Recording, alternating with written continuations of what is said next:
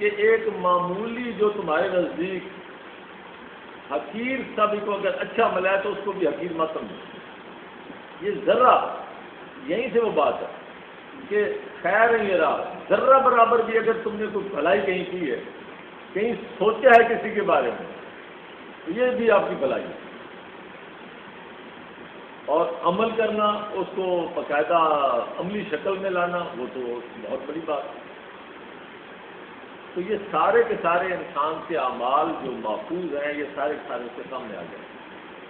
اب یہ جو شر اور خیر, اب یہ ساری بات جو کہی گئی ہے اس کا جو تسلسل ہے وہ پچھلی آیت کے ساتھ کہ خیر کے عمل کون سے ہوں گے اور شر کے عمل کون سے ہوں گے. بات پھر رہ جاتی ہے کہ وہ اس کی بنیاد کیا ہوگی, البینہ صحف مطہرہ, کہ جو خیر ہے خیر وہ عمل گنا جائے گا جو قرآن کے مطابق ہوگا, اور شر وہ عمل گنا جائے گا جو قرآن کے خلاف ہوگا. یہ اگر آپ پچھلی تمام, میں کئی دفعہ بلکہ ابھی سوچ رہا تھا کہ اگر ہم پہلی صورت سے آخری صورت تک جائیں تو اتنا تسلسل ہے ایک دوسرے کے ساتھ ہر صورت کا. اگر آپ سب کا خلاصہ بیان کرتے چلے جائیں تو ایک پوری ایک الگ چھوٹی کتاب چینج بن جاتی ہے, پوری تسلسل کے ساتھ انسان کے سامنے ایک جسٹ اور ایک جوہر آ جاتا ہے قرآن میں. میں نے کئی دفعہ آپ سے عرض کیا ہے کہ جو لمبی صورتیں ہیں اس کا پہلا رکوع اور آخری رکوع کبھی آپ ملا کر دیکھیں, جو چھوٹی صورتیں ہیں ان کی پہلی ایک دو آیتیں اور آخری دو آیتیں ان کو ذرا ملا کر دیکھیں کیسے اللہ پاک نے کڑیاں ملائی ہیں. ہر جگہ پہ دائرے مکمل کی ہے, بات مکمل کر دیا. دائرہ مکمل کرنے کا مطلب یہ ہے کہ اللہ تعالیٰ نے جو بات شروع کی اس کو مکمل کر کے آگے بات بڑھا. تو یہ یہی وہ بات آتی ہے جب ابھی ہم یہاں پڑھیں گے کہ وقال الانسان ما لہا, اور اگلی بات فمن یعمل مثقال ذرۃ خیرا یرہ ومن یعمل مثقال ذرۃ شرا یرہ.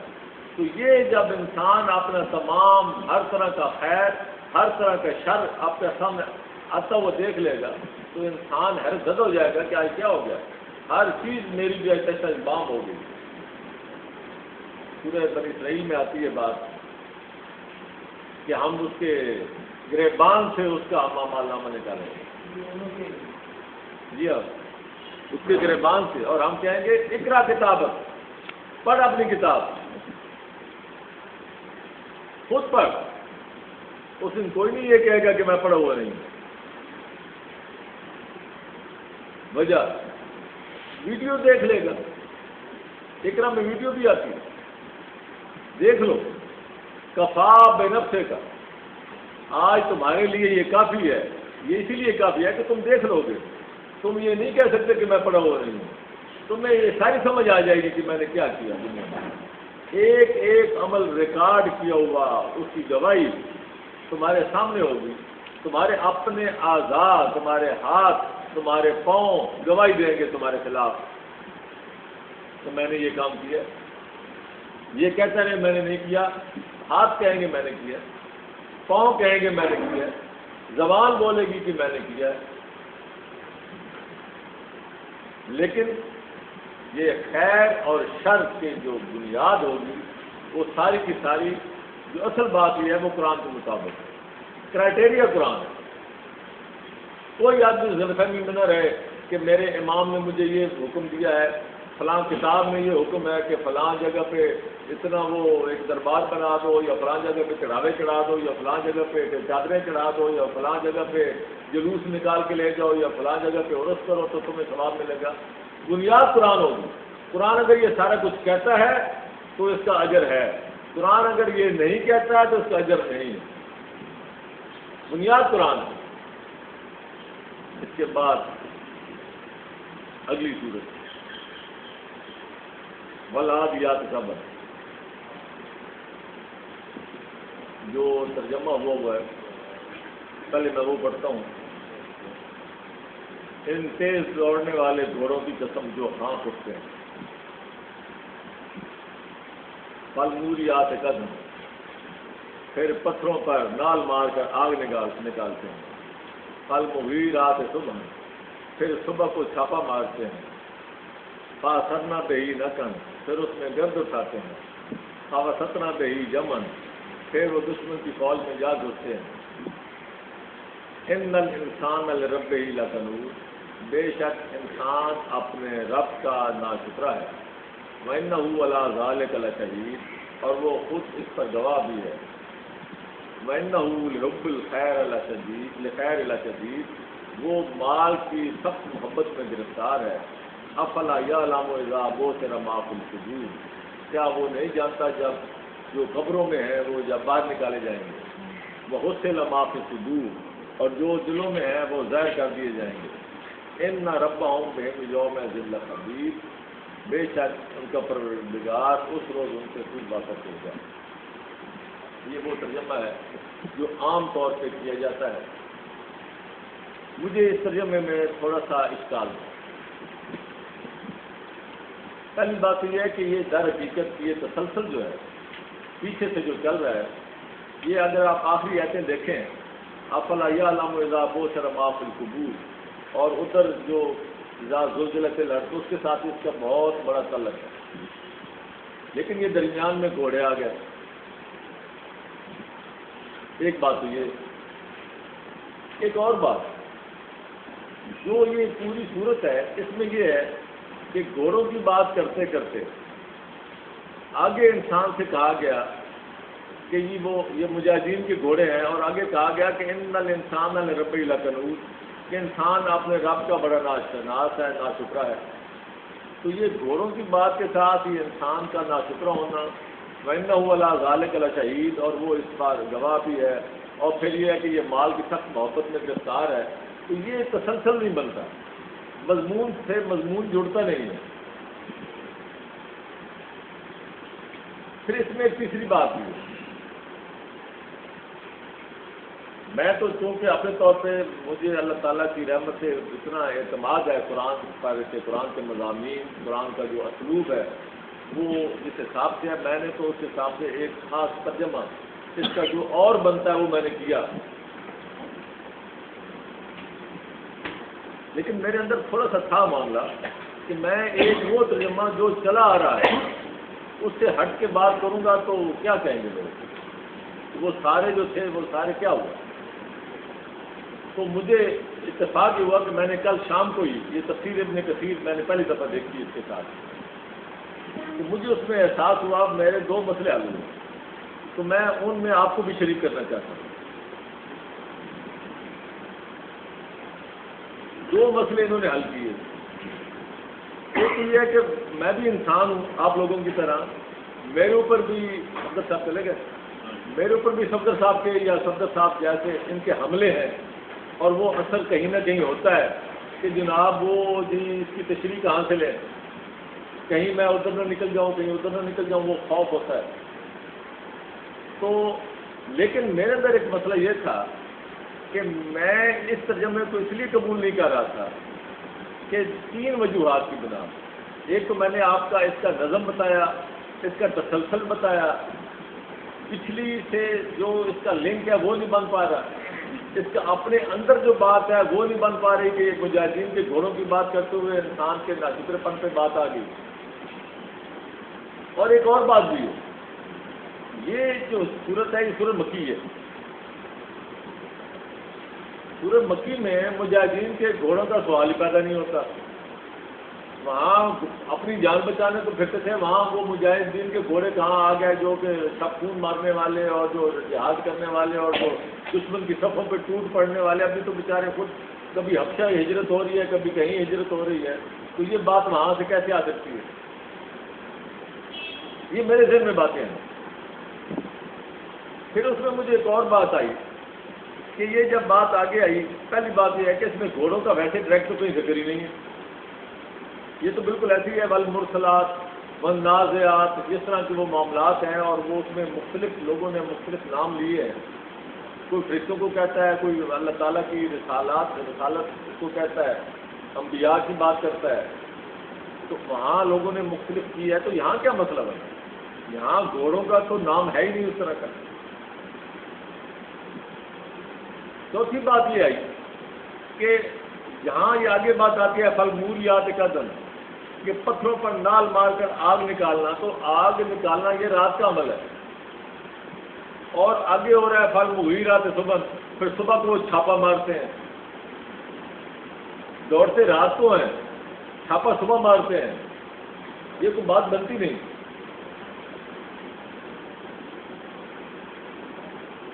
پھر اس میں بہرحال عربی کے اپنے اور بھی جو معنی بن سکتے ہیں، وہ ان کا اپنا ایک وجود تھا میرے سامنے، تو یہ چیزیں جب میرے سامنے تھی تو بہرحال میں نے اس وقت تو ترجمہ کر دیا دوسرا، وہ آج بھی موجود ہے، انشاءاللہ چھپ کے آ جائے گا 10-15 دن تک۔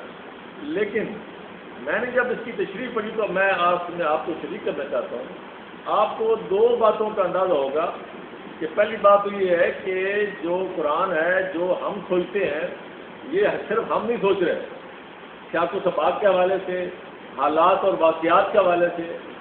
سیاق و سباق اور چیز ہے جو موقع پہ موجود ہے، حالات اور واقعات جن حالات میں یہ صورت نازل ہوئی وہ اور چیز ہے، اور پھر صحابہ کا اس معاملے میں اپنا آزادانہ پن، وہ یہ ساری چیزیں جب آپ دیکھیں گے تو آپ کو اندازہ ہوگا کہ اتنا بھی مسئلہ نہیں ہے جتنا بنا دیا گیا کہ جناب کی تشریح وہاں سے لیں، تشریح وہاں سے لیں، تشریح وہاں سے لیں۔ قرآن اپنی تشریح میں خود کفیل ہے۔ تو میں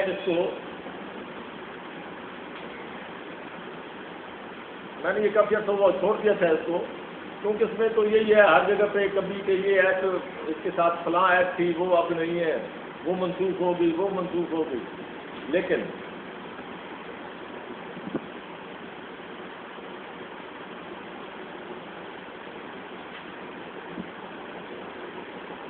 والعادیات ضبطا، ان میں ترجمہ کیا ہے ہانپتے ہوئے دوڑنے والے گھوڑوں کی قسم، پھر ٹاپ مار کر آگ جھاڑنے والوں کی قسم، پھر صبح کے وقت دھاوا بولنے والوں کی قسم، بس اس وقت غبار اڑاتے ہیں، پھر فوجوں کے درمیان گھس جاتے ہیں۔ یقیناً انسان اپنے رب کا بڑا ناشکرا ہے، اور یقیناً وہ خود بھی اس سے باخبر ہے، یہ مال کی محبت میں بھی بڑا سخت ہے۔ یعنی بات اوپر مجاہدین کی ہو رہی ہے اور آگے بات کسی کے حوالے کے بغیر دوسری طرف چلی گئی۔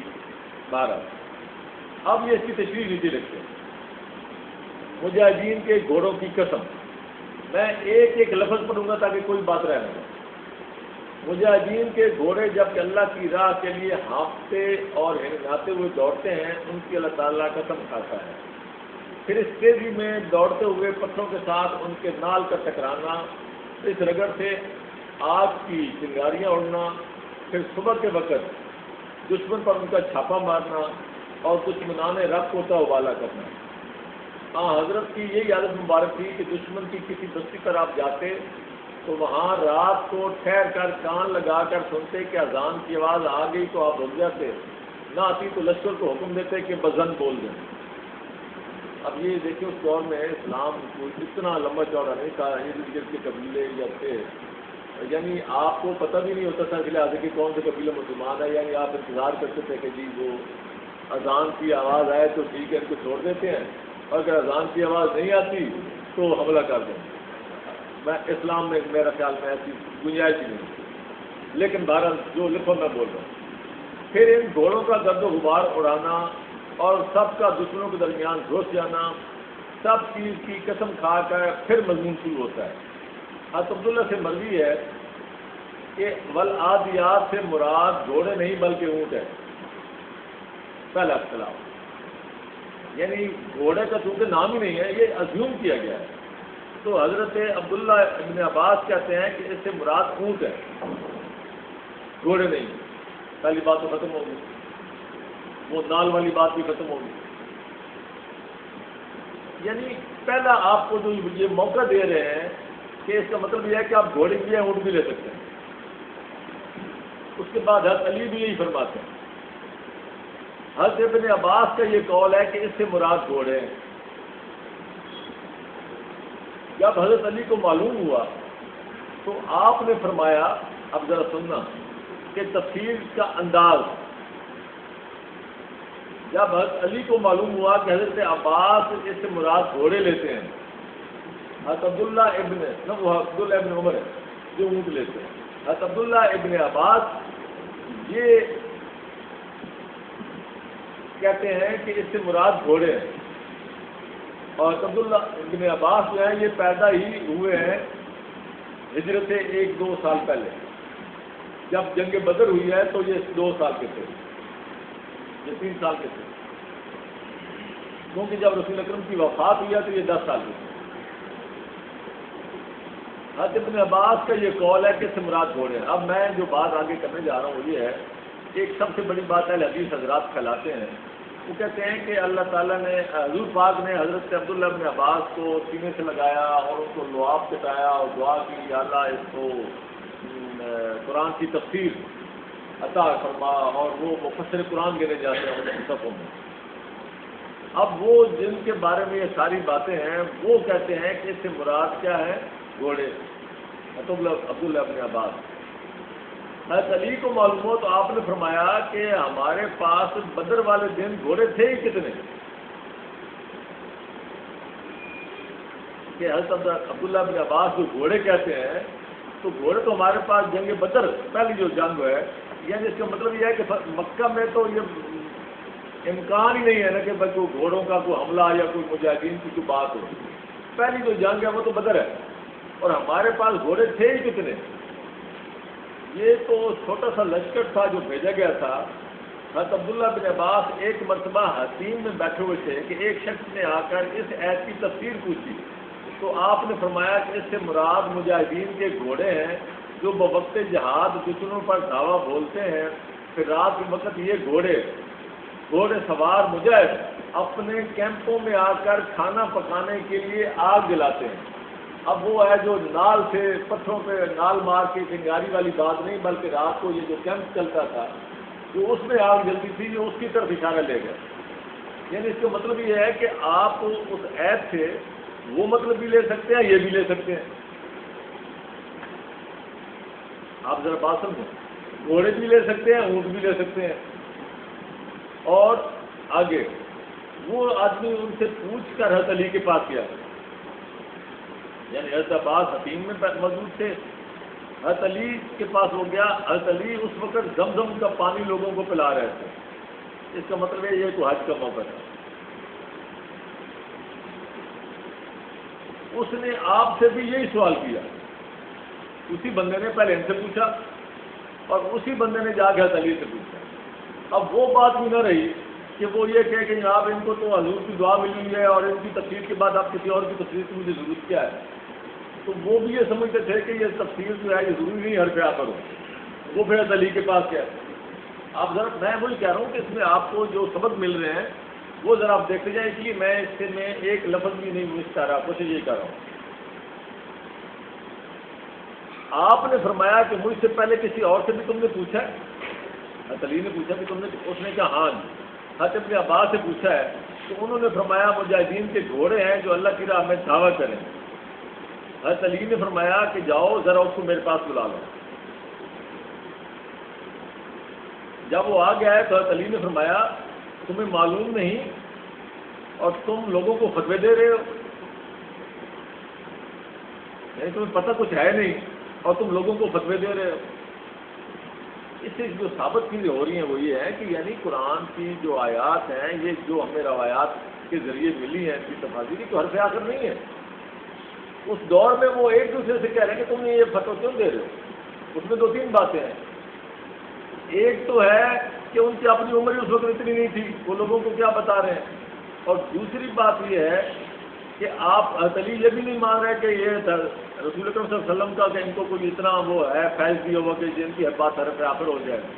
اور تیسری بات انہوں نے ایک وقوع حالات اور واقعات کو سمجھا کہ حضرت علی نے بات کی، یعنی اس میں رسول اکرم کا کوئی فرمان نہیں، کوئی کچھ نہیں، کوئی آپ کی تشریح نہیں۔ وہ جو کہتے ہیں کہ جی جو رسول نے تشریح کی ہے وہ لی جائے، اس کا مطلب یہ ہے کہ صحابہ کرام آپس میں ایک دوسرے سے اختلاف کر سکتے تھے، کرتے تھے، اور کوئی ایسا مسئلہ نہیں ہے۔ آپ ذرا سنیں، وہ کہتے تمہیں معلوم نہیں ہو، تم لوگوں کو فتوے دے رہے ہو۔ اللہ کی قسم پہلا غزوہ اسلام میں بدر کا ہوا، اس لڑائی میں ہمارے ساتھ صرف 2 گھوڑے تھے، ایک حضرت زبیر کا، دوسرا حضرت مقداد کا۔ تو عادیات ضبن یہ کیسے ہو سکتے ہیں؟ اب بات سمجھیں، والعادیات ضبن، مجاہدین کے گھوڑوں کی قسم کیسے کھائی جا سکتی ہے؟ کہ کوئی گھوڑے ہی دو تھے پوری جنگ میں، اور اس سے پہلے سورت مکی ہے، اس دور میں تو کوئی معاملہ تھا ہی نہیں. تو یہ جب اللہ تعالیٰ نے اس وقت قسم کھائی ان مجاہدین کی، تو وہ تو مجاہدین کے نام و نشان بھی نہیں تھا. اب آگے سنو، اب یہ کیا کہتے ہیں حضرت علی؟ حضرت علی کہتے ہیں اس سے مراد تو عرفات سے مزدلفہ کی طرف جانے والے، پھر مزدلفہ سے مینا کی طرف جانے والے لوگ ہیں. والعادیات، اب گھوڑے بھی گئے، اونٹ بھی گئے، بلکہ وہ کہتے ہیں یہ وہ جماعتیں ہیں جو سفر کر رہی ہیں گرد و غبار میں، اور رات کو مزدلفہ میں رات کو آگ جلا کے وہاں پڑاؤ ڈالتی ہیں. یہ ان کی بات ہو رہی ہے. والعادیات، نہ گھوڑے نہ اونٹ، یہ حضرت علی کہہ رہے ہیں. حضرت عبداللہ فرماتے ہیں یہ سن کر میں نے اپنے اگلے قول سے رجوع کر لیا. اس کا مطلب یہ کہ وہ بھی کوئی خاص بنیاد نہیں تھی. حضرت علی سے بات سنی تو اپنے اس بات سے رجوع کر لیا. اور حضرت علی نے جو فرمایا وہی میں کہنے لگا کہ مزدلفہ میں پہنچ کر حاجی بھی اپنی ہنڈیا روٹی کے لیے آگ سلگاتے ہیں. اب وہ نال مار کے چنگاریاں نکالنے والا تھیم بھی ختم ہو گئی. یہ رات کے پڑاؤ میں جو ہوتا ہے اس کے حوالے سے بات ہو رہی ہے، اور اگلی ساری باتیں بھی ختم ہو گئی. وہ جو تھا کہ جی وہ دھاوا بولنا اور یہ سارے معاملات تو سب ختم ہو گئے. غرض حضرت علی کا فرمان یہ ہوا کہ اس سے مراد وہ اونٹ ہیں جو حاجیوں کو لے کے چلتے ہیں. اور یہی قول ایک جماعت کا ہے جس میں ابراہیم، عبید بن عمیر وغیرہ وغیرہ ہیں. اور حضرت ابن عباس سے مراد گھوڑے ہیں. لیکن اب اس میں وہ یہ بھی لکھا ہوا ہے کہ انہوں نے رجوع کر لیا. آگے صبح کے وقت حملہ کرنے والے مجاہد، اکرمہ، عطا، قتادہ، ضحاک رحمۃ اللہ علیہ بھی یہی کہتے ہیں. امام ابن جریر بھی اسی کو پسند فرماتے ہیں. بلکہ حضرت ابن عباس اور عطا سے مروی ہے کہ ذبحن یعنی ہانپنا کسی جانور کے لیے نہیں ہوتا سوائے گھوڑے اور کتے کے. ابن عباس فرماتے ہیں کہ ان کے منہ سے ہانپتے ہوئے جو آواز نکلتی ہے یہی ذبح ہے. دوسرے جملے کے ایک میں نے تو یہ کیے گیا ہے کہ ان گھوڑوں کی ٹاپوں کا پتھر سے ٹکرا کر آگ پیدا کرنا، اور دوسرے معنی یہ کیے گیا ہے کہ سواروں کا لڑائی کی آگ کو بھڑکانا، اور یہ بھی کہا گیا کہ لڑائی میں مکر اور دھوکہ کرنا. اور یہ بھی مروی ہے کہ رات کو اپنی قیامگاہ پہنچ کر مزدلفہ میں حاجیوں کا بعد از مغرب پہنچ کر آگ جلانا. اب آپ دیکھیں کہ اس میں کتنے اقوال ہیں.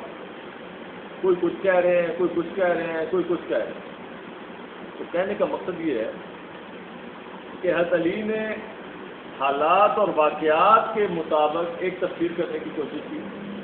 اب اس میں کسی نے یہ نہیں کہا کہ رسول اکرم نے یہ فرمایا، رسول اکرم نے یہ تشریح کی. اور اس وجہ سے یہ سارا کا سارا جو معاملہ ہے یہ اب چلا ہوا ہے.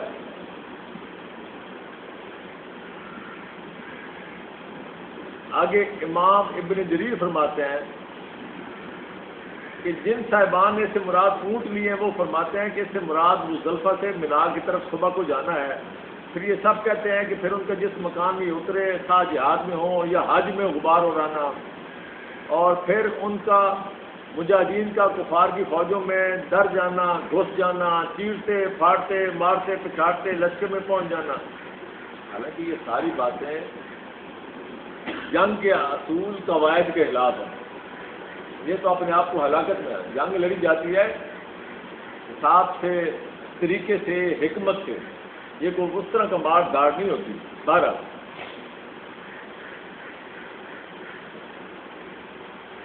آگے جو بات آ رہی ہے، آگے لفظ کنوز کے حوالے سے بات آئی ہے. ان الانسان الربی لکنوز. ابن ابی حاتم کی حدیث میں ہے کہ کنوز وہ ہے جو تنہا کھائے، اکیلا کھائے، غلاموں کو مارے، احسان اور سلوک نہ کرے، لیکن اس کی اسناد ضعیف ہیں. بہرحال یہ ساری باتیں یہ ساتھ ساتھ چلاتے ہیں، ضعیف ہی کہتے جاتے ہیں. اور پھر آگے وہ مال کی محبت، یہ وہ ساری باتیں، اس میں ہمیں کوئی اختلاف نہیں. تو میں نے آپ کے سامنے ایک معاملہ رکھا ہے، اب ہم اس کو جو ہم سمجھیں اس حوالے سے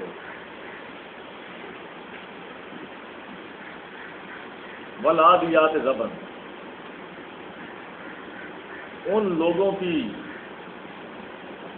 عادیات جو ہر وقت مشغول رہتے ہیں، پیسے کی محبت میں ہانپ اٹھتے ہیں، جیسے الحاکم التکاثر حتیٰ زرتم المقابر، عادیات جو جن سے دوڑ لگی ہوئی ہے، ان لوگوں کی قسم جن کی دوڑ لگی ہوئی ہے پیسے کمانے میں، دنیا کی محبت میں، اور اب ان کے سانس پھولے جاتے ہیں ایسی ماں، یعنی جنہوں نے اپنے آپ کو اسی معاملے میں وقف کر رکھا ہے، ان کو کوئی اور ہوش ہی نہیں ہے۔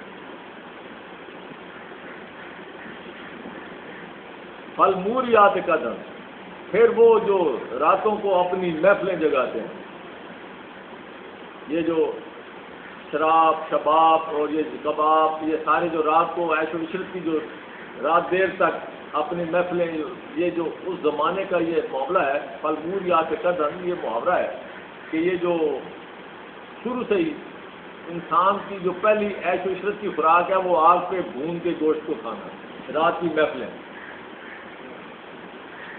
فالمغیرات صبح، پھر جو صبح دیر تک سوئے رہتے ہیں، ڈوبے رہتے ہیں، مغیرات، یہ لفظ اس میں بھی آیا ہے کہ غورن، غار اسی سے نکلا ہے، غار گہرے کو کہتے ہیں، یعنی جو صبح دیر تک اپنی نیند میں ڈوبے رہتے ہیں، راتوں کو جاگتے ہیں، دن کو اپنے پیسے کے پیچھے آپ ہانپ اٹھتے ہیں، اسی کام میں لگے رہتے ہیں۔ اب دیکھیں، اب اسی حوالے سے آگے بات چل رہی ہے، فاثرنا بہی نقن۔ اب دیکھیں کیسے عجیب و غریب بات ہے۔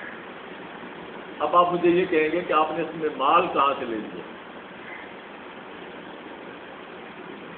عادیات یہاں آیا ہے فاثرنا بہی، فاثرنا، اثرنا آپ نے لفظ کئی دفعہ یہ سنا ہے، بل یؤثرون، وہ ترجیح دیتے ہیں، بل یؤثرون حیات الدنیا، دنیا کو ترجیح دینا۔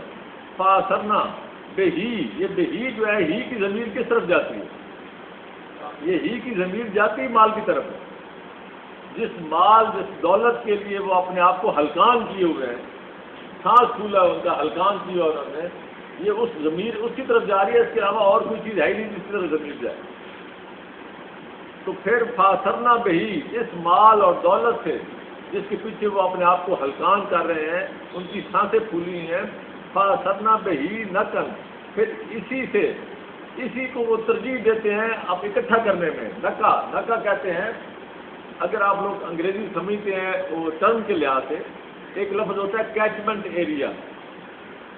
جب بارش ہوتی ہے تو ارد گرد کے پانی اکٹھے ہو کے ایک نالی بن جاتی ہے، نالا چلتا ہے، پھر مختلف نالے اکٹھے ہو کے ایک دریا بنتا ہے، تو وہ پانی جو بہتا آ کے ایک جگہ پہ اکٹھا ہو جائے تو اس کو نکو کہتے ہیں۔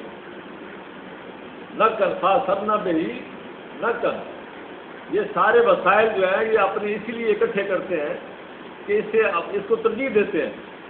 فوسطنا بہی جمن، اور ہر جمعیت میں اپنے آپ کو نمایاں کرتے ہیں، وسط میں لے جاتے ہیں، یعنی پیسے کے پیچھے نہ صرف یہ اپنی پوری زندگی اپنے اسی میں ہلکان کرتے ہیں، راتیں اسی کے ساتھ گزارتے ہیں، عیش و عشرت میں صبح دیر تک اب ڈوبے رہتے ہیں، اور اسی کو وہ سارا اکٹھا کرتے ہیں ہر طرف سے، جہاں سے بھی مال ملے سارے کا سارا اسی کو ترجیح دیتے ہیں، ان کا سارا کا زور اسی پر ہوتا ہے، اور تمام جمعیت میں، اپنی جمعیت میں ہر جگہ پہ جہاں بھی کوئی اکٹھ ہوتا ہے اپنے آپ کو نمایاں کرتے ہیں۔